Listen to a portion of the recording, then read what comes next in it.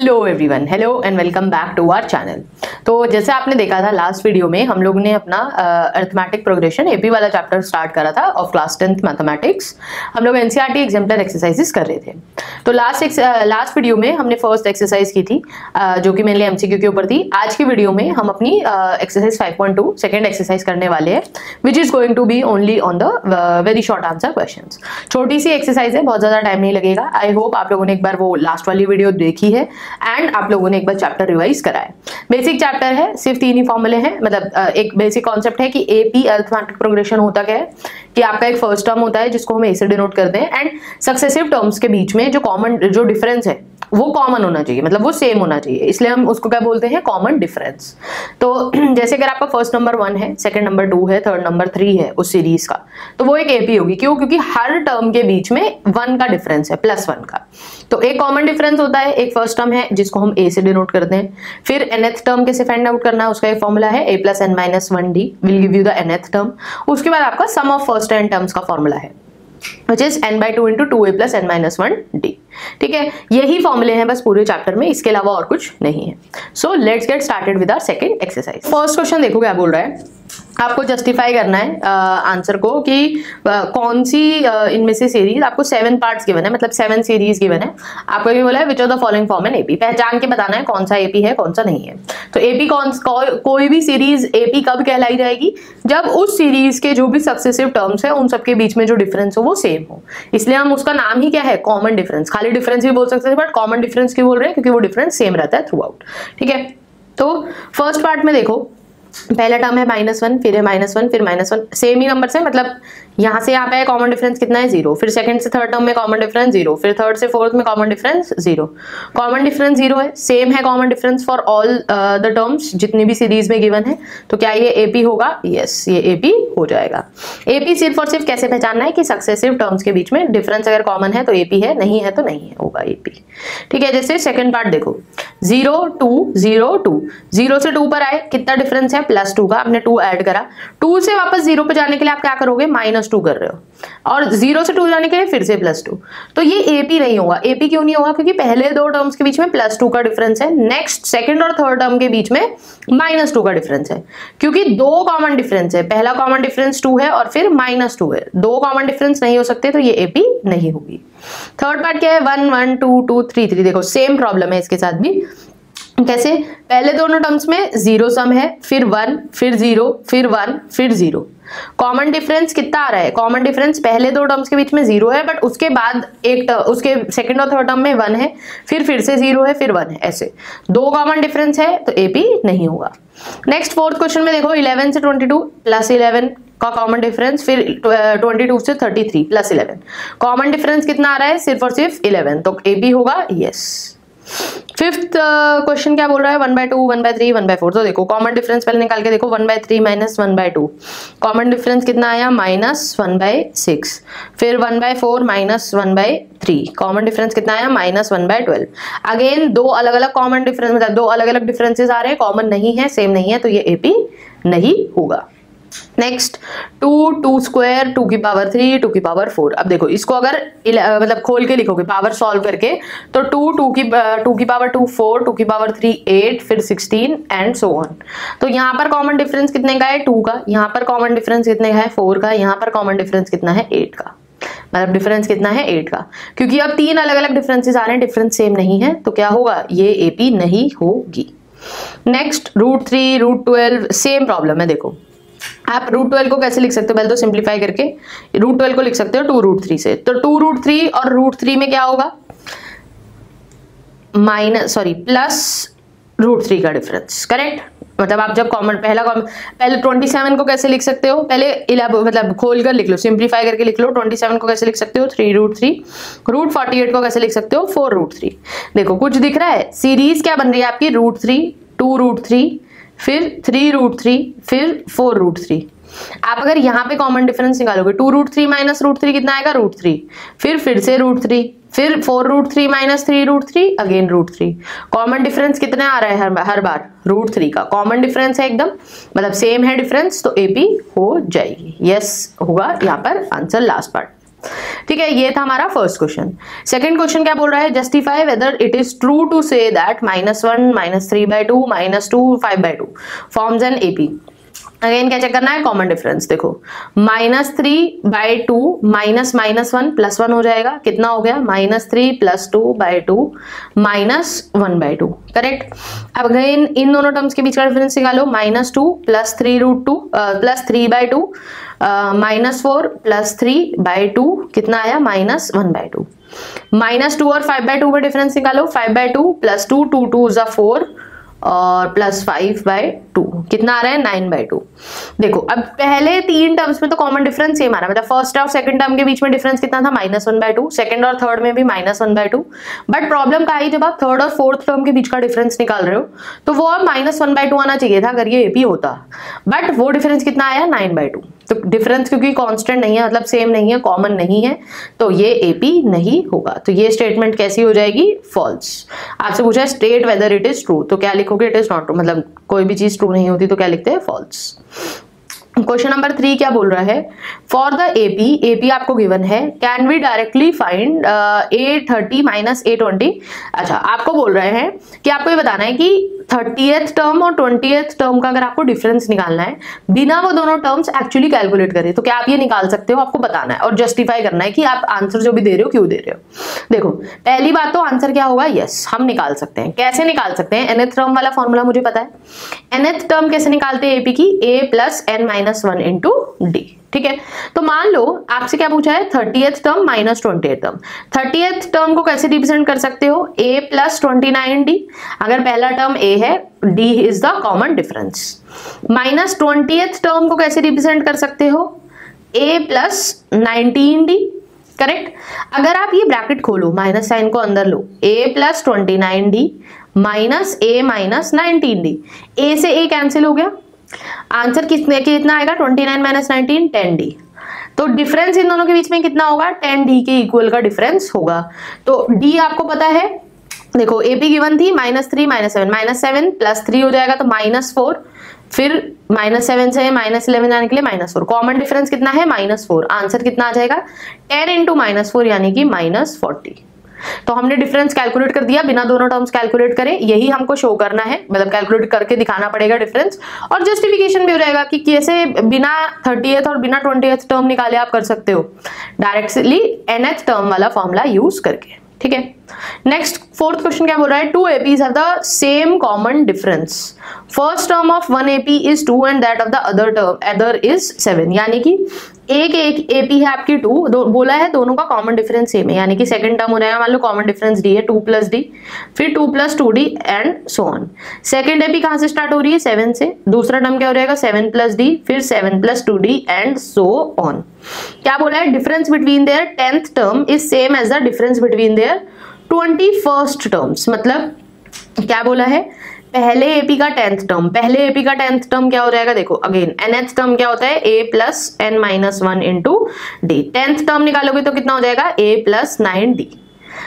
10th term के बीच का difference कितना है, देखो difference between their 10th terms, 10th term कितना होगा पहले एपी का, a है 2, a + 9d -7 + 9d, करेक्ट। ये जो डिफरेंस था ये किसके इक्वल है, ये डिफरेंस किसके इक्वल है, difference between their 10th term is same as the difference between their 21st term. यानी कि अब 21st टर्म के बीच में कितना डिफरेंस होगा, देखो पहले तो आप इसको सॉल्व कर सकते हो।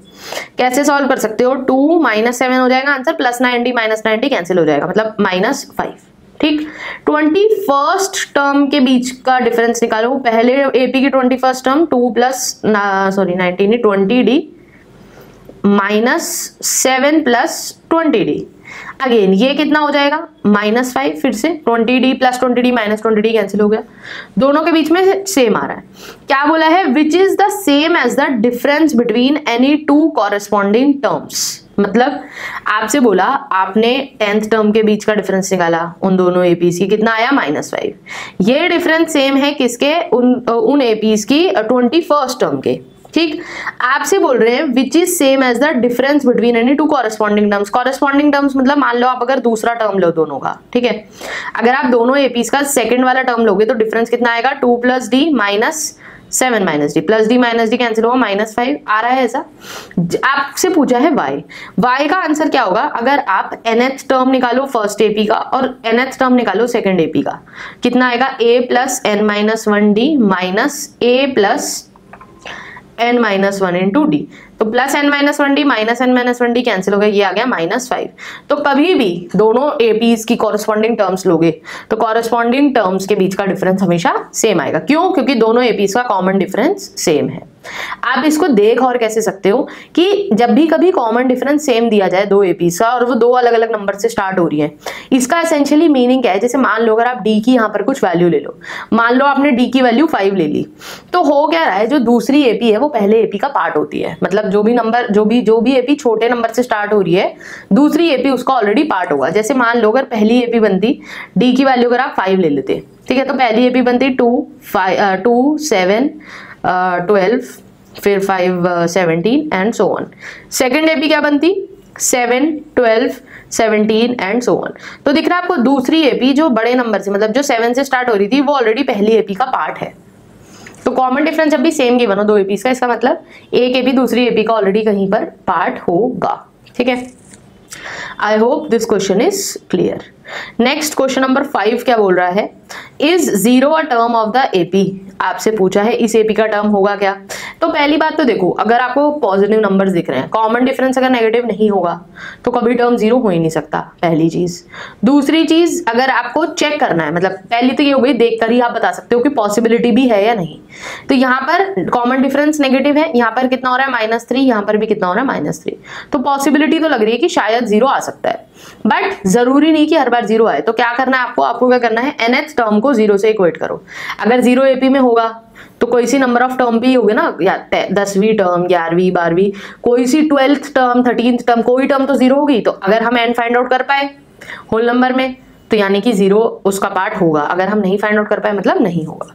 तो a कितना है? 31 plus n minus 1 into common difference d कितना है? -3 इज इक्वल टू 0। तो 31 minus 3 into n minus 1 is equal to 0। तो ये उधर चला जाएगा, 31 is equal to 3n plus 3n minus 3। तो ये कितना हो गया? 3n माइनस 3, 3n कितना हो गया? 34। अब क्या 34 3 से कंप्लीटली डिविजिबल है? नहीं। n की वैल्यू कितनी है? 34/3। बट क्या n की वैल्यू कभी फ्रैक्शन में आ सकती है? नहीं। आप कभी ऐसे कहोगे 5/2 वाली टर्म चूज करो? नहीं ना, आप हमेशा यही बोलोगे या तो दूसरी टर्म चूज कर रहे हो या तीसरी टर्म चूज कर रहे हो। n की वैल्यू हमेशा एक होल नंबर में होती है, मतलब फ्रैक्शन में नहीं होगी कभी भी। तो इसका मतलब क्या है? 0 इस एपी का पार्ट नहीं होगा। तो answer will be no. Justification में हमें ये लिखना पड़ेगा। नेक्स्ट क्वेश्चन में क्या बोला है? The taxi fare after each kilometre when the fare is ₹15 for the first kilometre and ₹8 for each additional kilometre does not form an AP as a total fare after each kilometre is 1588। Is the statement true? आपसे क्या बोल रहे हैं कि पहले kilometre के लिए आपको मान लो अपने घर से स्कूल जाना है, ठीक है, आपने उसके लिए एक कैब बुक करी। तो पहला जो किलोमीटर है आपका, जो फर्स्ट किलोमीटर है, फर्स्ट किलोमीटर के कितने पैसे लगेंगे? 15 रुपए। पहले किलोमीटर के बाद जितने सक्सेसिव किलोमीटर आप चलोगे उस पे आपको हर किलोमीटर के 8 रुपए देने पड़ेंगे। ठीक है, तो जैसा आपको क्या बोला है कि वो एपी नहीं बना रहा क्योंकि total fare after each kilometre is 1588। आपने 1 किलोमीटर का डिस्टेंस ट्रैवल करा तो आपको 15 रुपए देने, 2 किलोमीटर ट्रैवल करा तो 15 प्लस 8 देने, 3 किलोमीटर ट्रैवल करा तो 15 प्लस 8। पहले किलोमीटर के 15 रुपए लगेंगे हमेशा। पहले किलोमीटर के बाद जितने किलोमीटर चलोगे हर किलोमीटर के लिए 8 रुपए लगेंगे। ठीक है, अब आपसे पूछा है कि क्या ये स्टेटमेंट ट्रू है कि यहाँ पर एपी नहीं बन रही? तो देखो मेरे हिसाब से आंसर क्या होगा? नो। ये स्टेटमेंट क्यों ट्रू नहीं है? अगर आप फर्स्ट किलोमीटर वाले पैसे अलग उठा के रख दो अभी के लिए कि ठीक है, अगर आप जितना भी चले, जितना मान लो आपको 20 किलोमीटर के लिए कैलकुलेट करना है, ठीक है, तो 20 किलोमीटर आप चले तो आप पहले किलोमीटर निकाल दो उसमें से। मतलब आपको क्या कैलकुलेट करो, आप 19 किलोमीटर के लिए कॉस्ट कैलकुलेट करो और पहले किलोमीटर वाली कॉस्ट उसमें ऐड कर दो, जो भी 19 किलोमीटर के लिए आए उसके अंदर ऐड कर दो। ठीक है, तो यहाँ पर एपी क्यों बन रही है? रीजन क्या होगा? देखो, जब आपको कॉस्ट निकालनी है, आप जब कॉस्ट निकालोगे तो कॉस्ट एक एपी बनाएगी। कॉस्ट एक एपी क्यों बनाएगी, जो मैंने अभी आपको बताया कि अगर आप 1 किलोमीटर चले तो कॉस्ट कितनी है 15 रुपए, अगर आप 2 किलोमीटर चले तो कॉस्ट कितनी होगी 15 + 8, अगर आप 3 किलोमीटर चले तो कॉस्ट कितनी हो जाएगी 15 + 8 × 2। ठीक, अब अगर आप यहाँ पर कॉमन डिफरेंस निकालोगे इस एपी के लिए, ऐसे करके चलता रहेगा। कॉमन डिफरेंस यहाँ पे कितना है 8, यहां पर भी कॉमन डिफरेंस कितना है 8, आगे भी कॉमन डिफरेंस कितना होगा 8। कॉमन डिफरेंस मतलब जो भी डिफरेंस आ रहा है सक्सेसिव टर्म्स में वो हमेशा कॉमन होगा, कितना होगा वो 8 के बराबर। तो क्योंकि कॉमन डिफरेंस सेम है तो ये एपी बनाएगा। तो आपको गिव रीजन में यही आंसर लिखना पड़ेगा कि एपी जो कॉस्ट वाली वो है, जो टोटल फेयर वाला एपी है, वो टोटल फेयर वाला एपी ऐसे नहीं बन रहा है। एपी कैसे बन रहा है 15 + 8 15 + 8 × 2 ऐसे करके। और इस एपी में डिफरेंस हर टर्म के बीच में डिफरेंस कितना है, हर कंसेक्यूटिव टर्म्स के बीच में डिफरेंस 8 के इक्वल, तो ये एपी होगा। क्वेश्चन 7 क्या बोल रहा है, in which of the following situations do the list of numbers involved form an AP. आपको बताना है और give reason for your answer. छोटी सी चीज है, देखो देख लेते हैं। Fee charge from a student every month by a school for the whole session where monthly fees is 400। क्या बोल रहे हैं, fee charge from a student every month by a school for the whole session, monthly fees कितनी है 400, पूरे session के लिए जो फीस चार्ज कर रहे हो वो क्या एपी बनाएगा, तो वो एपी बिल्कुल बनाएगा। क्यों, आपने पहले महीने 400 रुपए दिए, आपने अगले महीने जब आप अगले महीने पढ़ाई की, अगले महीने के फिर से 400 रुपए दिए, फिर तीसरे महीने के फिर से 400 रुपए दिए, ऐसे करके बनेगी एपी। कॉमन डिफरेंस कितना है 0 सारे टर्म्स में, डिफरेंस क्योंकि सेम है सारे कंसेक्यूटिव टर्म्स में तो ये एपी होगा। ठीक है, तो ये होगा आपका यस।